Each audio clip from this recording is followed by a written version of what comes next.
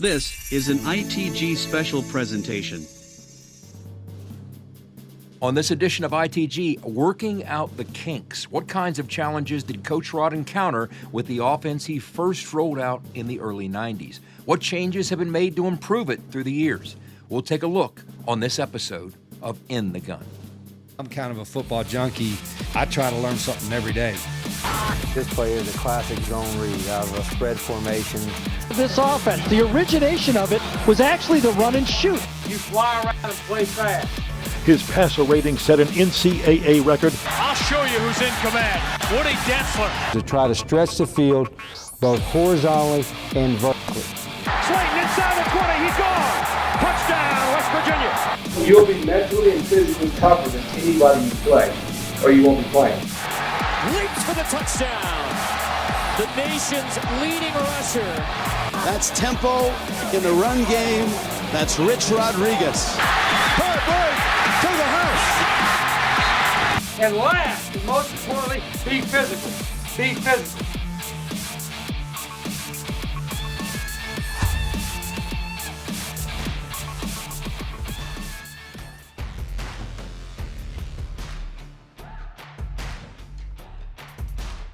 Welcome to it, folks. I'm Jed Drenning, flying solo for this ITG series breaking down Coach Rod's spread, and you are, of course, in the gun.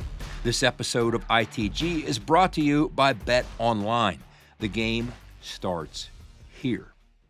The funny thing about being an eyewitness to history is you don't recognize the weight of something big as it's actually happening. That's true in football and in life. Case in point, you ever hear of a guy named Paul Cole? Well, I'll bet you've seen a picture of him and didn't even know it. In 1969, Paul, a Florida tourist, was on vacation in London with his wife. Paul already had his fill of the British Museum scene and wasn't interested in joining his wife as she visited yet another one that August afternoon. Instead, he waited on the street outside, chatting up a bobby shortly before he spotted, in his words, 4 kooks walking like a line of ducks back and forth through the black and white zebra crossing painted on the street just down the block from him. Cole certainly didn't realize it, but he had just pulled off the greatest photo bomb in history. Standing in the background as a photographer snapped the iconic shot used on the Beatles' Abbey Road album cover. It wasn't until a year later that Cole, not much of a pop music fan, finally saw the album cover and recognized the magnitude of what he'd been part of. Cole was unwittingly included in one of the most reproduced photos in history, an image that's been featured on everything from coffee mugs and t-shirts to cell phone cases and fanny packs. As things were unfolding at Glenville State in 1991, none of us could have guessed that elements of what Rich was tinkering with would one day become part of the fabric of college football and change the way the game was played all the way up through the NFL. Paul Cole was just waiting for his wife to leave a museum. We were just trying to beat Fairmont and Shepherd. Rich's offense has become notorious for the long list of playmakers it's produced on the ground, something we'll be getting into in a future installment of this series. But the run and shoot we installed at Glenville was incredibly pass-heavy. It placed an emphasis on motions and shifts that produced favorable matchups by forcing the defense to tip its hand from a coverage standpoint before the ball was snapped. If you got a runner with the motion, they were in some form of man. If they toggled their safeties with some kind of rotation or didn't react at all, they were likely in some form of zone. Now, this was true whether we motioned across the formation or even if we brought a slot into the center and back out just to test the water. We called this a round motion. It was a tool I had at my disposal to smoke out a defense's intentions just in case I couldn't get a true bead on the pre-snap leverage the DBs were using and their alignment over our receivers. Not sure what they were up to? Just give my slot a quick around signal to bring him inside and then back out to see how the nickel over top of him reacted. Heck, back then, when teams were still trying to figure out how to defend us, it was just as likely a Sam linebacker with a big neck roll over top of my slot as it was an actual nickelback. Either way, the steady pre-snap movement by our offense would also force a lot of adjustments by the defense, which sometimes led to communication breakdowns and blown coverages. And I want to tell you all about that, but first, a couple friendly reminders. If you enjoy the show and want to help out, please hit the like button and subscribe. It has more impact than you think with the YouTube algorithm. And of course, it's always a good idea for a roll call to remind you who's responsible for bringing you this content. That includes J.R. Toothman and our friends at Toothman Ford in Grafton. They're Mountaineer fans of the highest order, and we all know that cars cost less in Grafton. Also, we want to shine a light on Fortis and our dear friend Rick Lewis. Rick and I actually met at WVU football camp way back in high school. Remember, for roof performance and financial certainty guaranteed, be sure to visit fortis.us.com. And of course, a big shout out to Tim Johnston and our friends at Johnston Equipment. You can visit them on Route 33 between Weston and Buchanan or online at johnstoneq.com. Back when we were first learning what would prove to be the framework of Coach Rod's scheme, we watched a ton of old game films of Jim Kelly's Houston Gamblers of the USFL and Warren Moon's Houston Oilers. Those were great learning tools because a lot of the concepts we were putting in were a central part of the playbook for those teams. The Gamblers with Mouse Davis and Jack Pardee, and the Oilers with Warren Moon and Pardee. I can't tell you how many times I rewound the clicker on those old VCR tapes as we watched Jim Kelly throw for almost 600 yards against the LA Express in a USFL game, and Warren Moon gashed the Kansas City Chiefs for 527. Choice routes, switch concepts, and plays that consistently stressed the seams of defenses.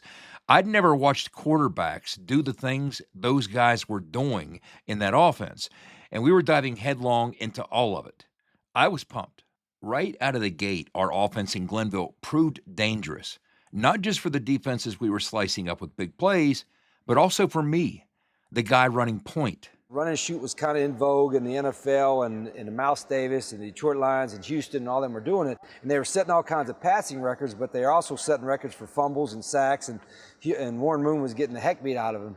To say we experienced some growing pains would be an understatement. What we installed was 100% a 10 personnel system.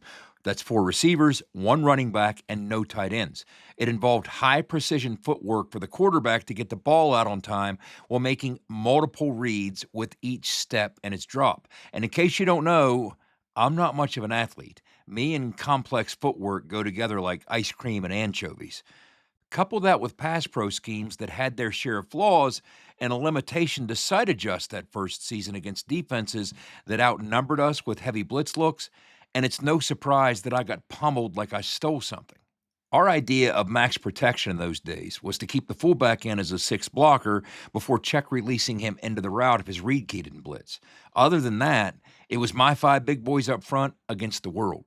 Now, stick around because on the other side of this quick break, we're going to talk about some of the problems those old pass pro schemes created. Spoiler alert, I spent a lot of time that fall pulling chunks of grass out of my face mask. But we're also going to share the changes Coach Rod and his staff have made over the years to solve those early protection problems. You are in the gun. For nearly 20 years, Fortis has been the nation's leader in providing guaranteed roof performance programs for commercial buildings. Fortis offers roof performance solutions that feature extensive initial and ongoing reconditioning for commercial buildings as an alternative to traditional replacement, with long-term performance guarantees that are backed by global leader Lloyd's of London. Fortis offers a comprehensive range of roof performance management programs that provide financial security, extend the life of our customers' roofs, and make a significant impact on ROI. Fortis is currently improving performance and increasing ROI for customers at more than 4,800 locations, with more than 140 million square feet protected, including many Fortune 500 companies that have turned to Fortis to save money, gain financial certainty, and extend the life of their existing roofs. Fortis has helped customers save more than $520 million in capital roof replacement costs for an average ROI of over 250%. To learn more, visit fortis.us.com. Fortis, roof performance and financial certainty guaranteed. You're listening to Mountaineer Football Talk. ITG. Nobody supports the blue and gold Mountaineers like Toothman Ford. With over 20 NIL deals and counting, Toothman Ford continues to rally behind our student athletes. And it's time we rally and support the dealer that supports the Mountaineers. Not only does Toothman Ford offer the best prices in the state on pre-owned, their never over MSRP campaign on new Fords guaranteed to save you thousands. Drive with pride all season long, knowing you're supporting the dealer that fuels our Mountaineers. Toothman Ford, where cars cost less, in Grafton and at toothmanford.com. At Coyote, we're going to treat you like dirt because we hold dirt in the highest regard. We're honored to find it under our fingernails. It keeps us humble, honest. If you know us, you know getting treated like dirt means getting treated with respect. Coyote, we dig dirt. Now at Johnston Equipment, get 0% financing or a free loader with low-rate financing on select Coyote models in stock. Come check out our new Coyotes at Johnston Equipment. Welcome back. We're about to get into a little bit of coaching jargon here for a minute to explain how things went for us at Glenville in 1991, so consider yourself warned. I don't know, maybe we should post a disclaimer on the screen here somewhere as an added measure. Unlike the pass pro principles in conventional offenses, in the run and shoot, because the reads tied to the quarterback's footwork carried him play side, unlike a straight drop back in a traditional scheme that might land him in the middle of the pocket, the system was centered around aggressive B-gap pass protection to that play side. This meant that instead of landing in the center of the pocket, I'd gather myself to set up for downfield throws in that B-gap, behind the void found between my guard and my tackle to that side. You get a pretty good look at a B-gap protection here with this end zone copy of an old Gambler's Game film. Notice Kelly doesn't take a straight drop to the center of the pocket like you might see in a conventional system. Instead, his footwork and his reads carry him to the play side B-gap, where he sits up between his play side guard and tackle.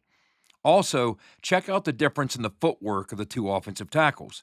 The play side tackle to the right takes an aggressive first step, engaging the defender with a punch to avoid giving ground and protecting that B-gap for Kelly to set up shop. The backside tackle, on the other hand, will come out of his stance giving ground, knowing he can afford to do so because Kelly will be setting up on the other side of the pocket, away from him. When we were getting started at Glenville, not only were our primary pass drops anchored in B-gap protection, again, in large measure because of the quarterback's footwork under center, but our inventory of protections was kind of limited overall. This is something that Rich has addressed. Coach Rod's modern playbook includes a long list of protections for all situations, from 5-man pass pro with quick answer throws built in, to max protection for shots downfield, from 1-back sprint out to 2-back sprint out, from boot to naked boot, and so on.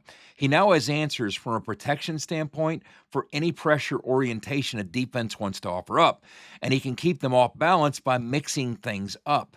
Remember, in the last episode when we talked about Tiger Ellison moving the quarterback's launch point to make things tougher on the defense so they can't so easily get a bead on the quarterback, well, that approach still has a lot of value today.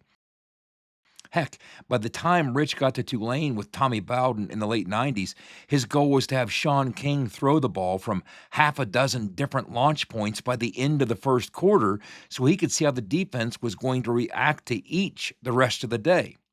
If all these pass pro changes had been made to what we were doing back in 1991, I'm sure I'd have been popping a lot less Tylenol after games. Just how often did I get knocked around? I once got sacked 32 times in a span of just 2 games that first season. That was when Coach Rod said no more and scrapped the under center footwork to move exclusively into the shotgun. And that's when everything changed. Next thing you know, we were throwing it all over the yard, and those quick sacks were turning into big completions. After moving into the gun, we averaged well over 400 yards passing per game down the stretch in the second half of that 91 season, and the scoreboard was lighting up. I remember someone on the sidelines grabbing me one week before the start of the third quarter and telling me we'd already thrown for 300 yards in the first half. I also remember thinking it didn't really feel like we had. We'd simply found our groove and were on the cusp of really getting things to hum. That kind of production for us as an offense was starting to become the standard. The truth is, the issue with the excessive sacks proved to be a relatively quick fix, all things considered. Adjustments were made by Coach Rod and the staff, and within the span of 2 seasons, the script was completely flipped on defenses inclined to blitz us. By my senior year in '93, we had plenty of answers, and the boys up front had built a wall. Those sack numbers plummeted to about once every 60 dropbacks. 7-man blitz looks with cover 0 behind it was something I might have seen 10 times in some possessions that first year. But by 1993, outside of goal line situations, we probably didn't see it 10 times all season. We'd scared teams out of it. If a defense rolled the dice to outnumber us in the pass rush, not only were they no longer getting home with the sack, but we were making them pay by exposing their coverage liabilities on the back end with big plays that we were often checking into. By the way, for those scoring at home, that move into the shotgun, well, it also served as the inspiration behind the name of this podcast, as both Owen Schmitt as a fullback and me as a quarterback played for Rich, you guessed it, in the gun.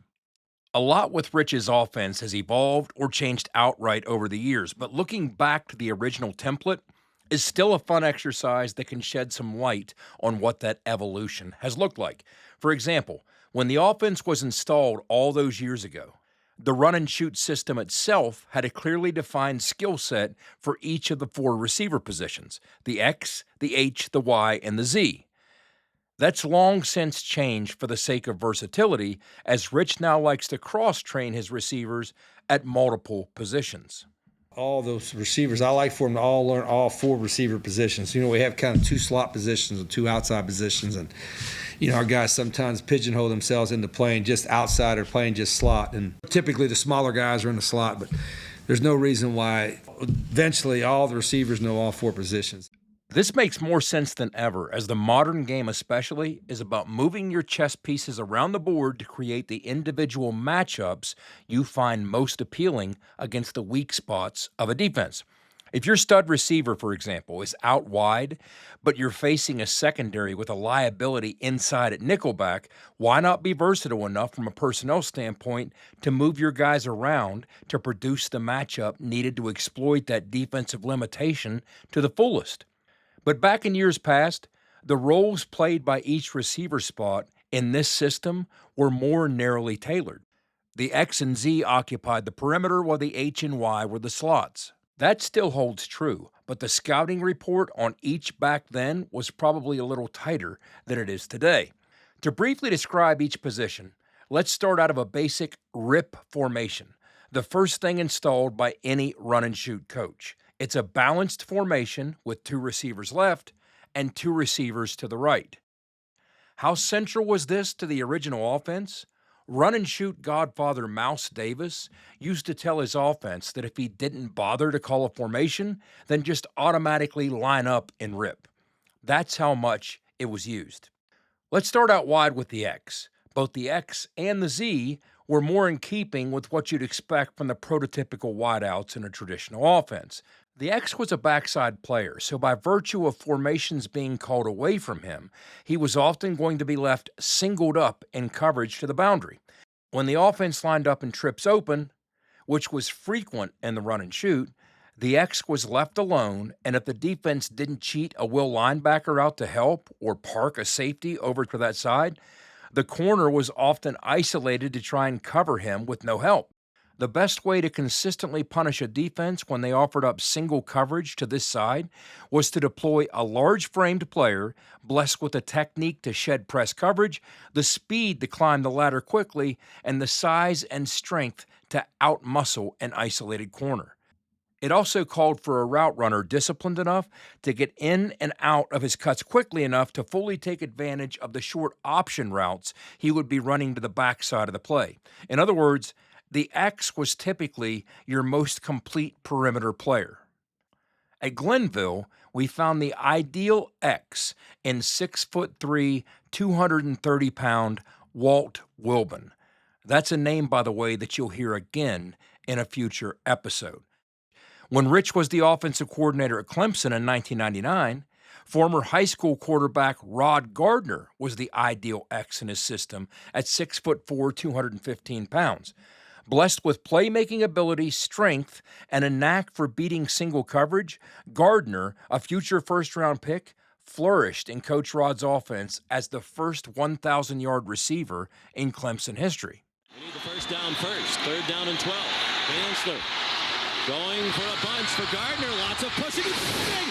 He has it!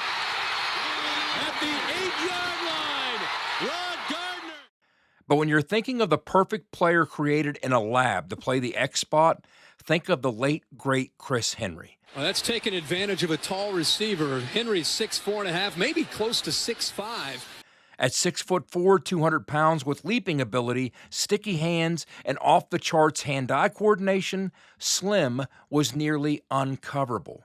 There were 41 players in the 2003 college football season who eclipsed 1,000 yards receiving, but none of them did so on fewer catches than the 41 by Chris Henry. His 24.5 yards per grab led the nation, and in just 23 games as a Mountaineer, he hauled in 22 touchdown receptions. Henry was a matchup nightmare on the perimeter. Leaving him in single coverage on the backside was defensive suicide, but oftentimes even safety help didn't matter. Watch him snatch this go ball away from 2 Miami defenders, including a cover 2 safety playing over the top for a big pickup. This is exactly the way an X receiver was meant to punish the backside of a defense within the design of this offense.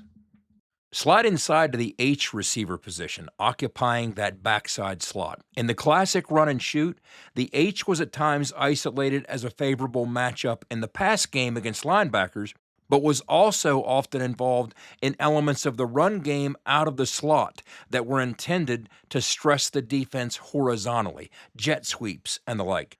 Since the H position was involved in both running routes and carrying the football, a skill set that tended to translate well was that of a shifty running back. This skill set also meant the H could provide depth at the running back spot, stepping in on occasion to spell your feature back. In the early years at Glenville, our H spot was Kevin Blanding, a former junior college running back standout who was dangerous in space but also possessed great ball skills, a perfect fit for what we were doing with the position at the time. Back then, the H was also heavily involved in motion as the primary runner when we changed formations. Motion was a big part of the classic run and shoot, but as Rich focused through the years even more on the speed of attacking with no huddle, he began to phase out much of the motion of his offense as it tended to slow down the tempo he wanted. Moving on across the formation to the Y receiver, the strong side slot. Traditionally, this was your dude, your jack of all trades. In Rich's early days at Glenville, RY was Chris George, and all he did was catch over 400 career passes and frustrate every defense we faced. The consummate playmaker and the perfect Y. Chris was the alpha among our receivers, the guy who almost certainly occupied the most real estate in Rich's call sheet. You game planned to get him plenty of touches. He was a pure athlete with incredible hands, a great route runner who was explosive in space and had a gear the defense couldn't touch once he hit the second level. Everything you'd want in a wide receiver in the classic run and shoot offense. In the mid-2000s at West Virginia, the ridiculously talented Darius Raynaud often occupied this spot in Rich's offense. In 38 career games, Raynaud caught 133 passes and averaged an eye-popping 12 yards per rush. Like a true Y slot, when West Virginia needed a play, Raynaud made one. White dropping straight back, has time, firing over the middle. The pass is caught. Raynaud inside the 15. He's running to the end zone. He's in touchdown, West Virginia. Rounding things out is the other traditional wideout spot, the Z. This position wasn't about extravagance, but utility. It called for an incredibly well-conditioned player with reliable hands and great physicality. Size was a bonus, but not a requirement as long as the player had a nasty streak as a blocker. This was a must as so many play calls, from the run game to slot screens, would be going in his direction as the outermost receiver to the strong side of the formation. He needed to be in top shape because of the number of times he'd be asked to push vertical and clear things out in the pass game for the Y. But also he needed steady hands as he would sometimes serve as the drop down in multiple high-low throw game concepts. But paramount was his tenacity as a blocker in both the run game and with quick screens. If the Z was unable to consistently move bodies on the perimeter, getting into an offensive rhythm would be impossible.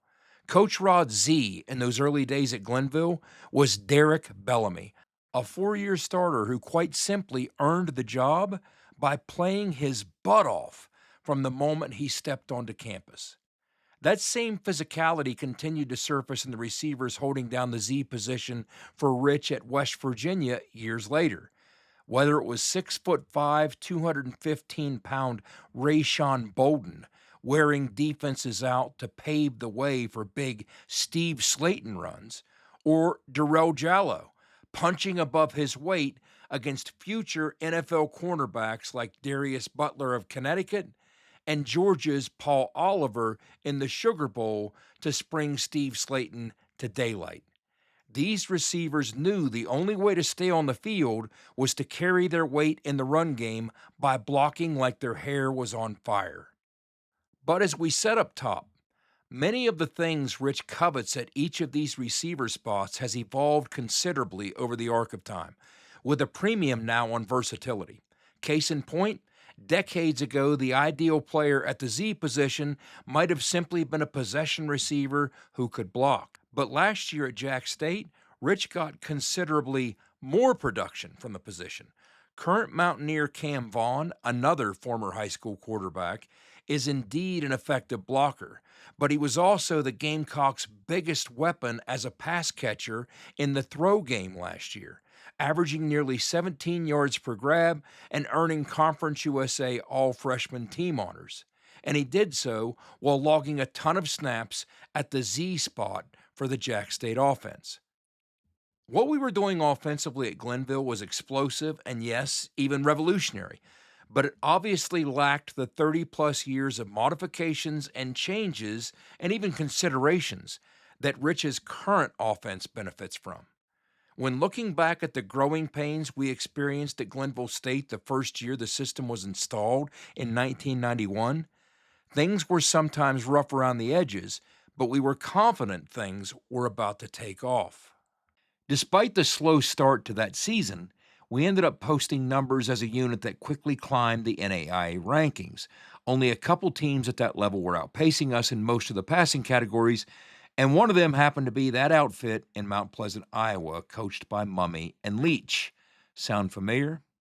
The quarterback for those Iowa Wesleyan teams, Dustin DeWald, was a dynamic player who dominated the national rankings. Heck, in one game that year, DeWald was 61 for 86. How can you keep pace with that on a weekly basis?